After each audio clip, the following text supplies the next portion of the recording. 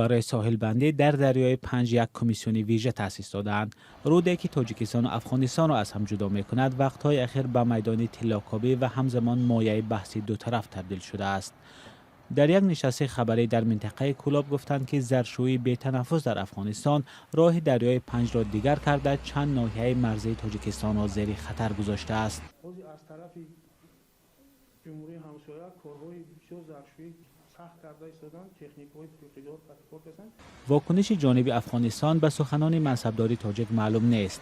بنا به عکس‌های ماهواره‌ای که رادیوی آزادی دید از سال 2022 تا 2025 رود پنج به قبل از غلبر گذشته است و این رود که در تاریخش هیچگاه شاهد چنین تگورو نبود بارها تغییر کرده است.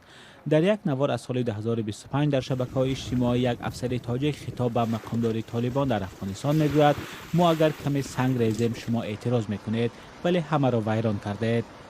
به اطلاع رسمی تاجیکستان تا شروع سال 2026 25 کیلومتر منطقه زیر خطر را در لب دریای پنج ساحل بندی کرده است. این منطقه در ناحیه‌های فرخار، همدانی و شمس الدین شاهین هستند. حالا قرار است 10 کیلومتر دیگر ساحل بندی کرده شود. زرشویی در آن سوی دریای پنج در افغانستان 3 سال پیش و بعد به قدرت رسیدن گروه طالبان اوج گرفت. در برابر ساکنان محلی شرکت‌های چینی هم آنجا حضور داشتند. تاجیکستان هم در این مدت زرشویی را در ساحل پنج بیشتر کرده است. به اطلاع یافته رادیوی آزادی چند شرکت تاجیکی با جلب کارگران تجهیزات چینی در آنجا طلا می‌کابند. چند نفر آنها در 2 حمله از خاک افغانستان در سال‌های 2024 و 2025 کشته شدند.